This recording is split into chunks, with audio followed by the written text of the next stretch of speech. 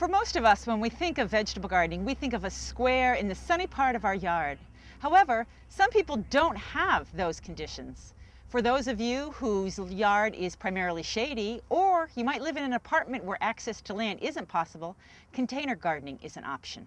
The first thing we have to consider is what type of container to use. Remember that container gardening requires more management, and the larger the container that you use, the easier the management is.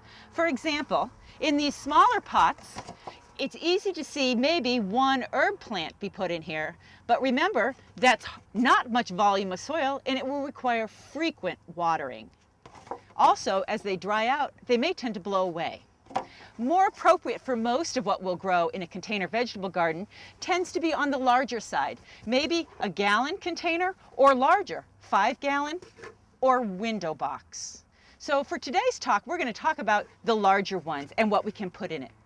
But first, two things you need to remember when you use container gardens. They need to have drainage holes. The water needs to be able to escape the container freely. If you have a container that doesn't have holes in it, all you need to do is just drill some. Some pre-made containers have trays on the bottom. If you choose to use those to water through, make certain that the water evaporates relatively rapidly. We don't want our vegetable plant to stand in water for hours on end. In a container of about this size, you could probably grow a bean plant or a few herbs and possibly something like a bush cucumber or zucchini. This size container is more appropriate for tomatoes, peppers, and larger vegetable plants. If you're growing herbs, any of these size will do fine. There are some vegetable plants that just don't do well in containers, such as corn, which needs a large block of plants, or things that are large and run freely, like winter squash and running melons. Once you've chosen the containers that are appropriate for the crop you want to use, the next thing to think about is what are you going to put in the container? What soil medium are you going to use? There are quite a few options around. You can use pasteurized soil that you'd buy in a bag at a garden center and add to it perlite, vermiculite, and possibly some compost if you choose to do so. Just remember that when you add compost or garden soil, fresh from your garden, you may be bringing in disease and or weed seed. For most of us, for ease and for better insurance on success, we use a pre-made bagged soilless mix.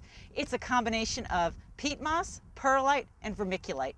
These are readily available in many different types at most of our gardening centers. So this is what a typical soilless mix would look like. The white particles are perlite and the black background is finely ground sphagnum or peat moss.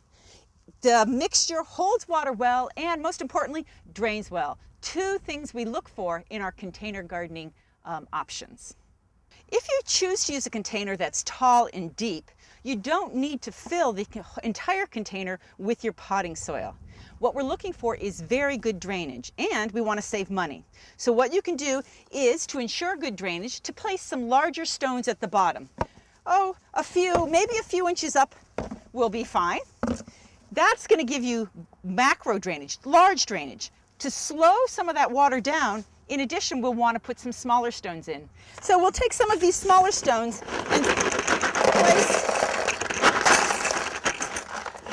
place those inside. What we're doing is we're going to fill in around those larger stones so that the water slows down, stays in our rooting medium for an additional length of time.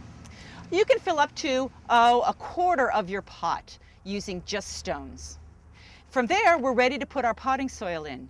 It's important that you wet the potting soil first.